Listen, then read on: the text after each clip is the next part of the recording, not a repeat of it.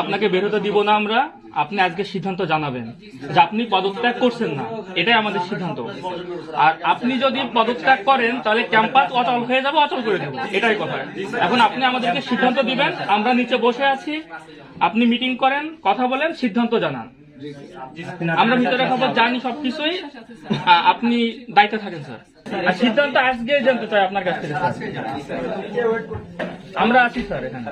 আপনি সকল কিছুর ঊর্ধ্বে আমাদের শিক্ষক, অভিভাবক, এই বিশ্ববিদ্যালয়ের সবার আগে আমাদের কথা, বিশ্ববিদ্যালয়ের কথা স্যার ভাবেন। এর জন্য আপনার যেটা প্রয়োজন স্যার, আমরা সেটাতে রাজি আছি।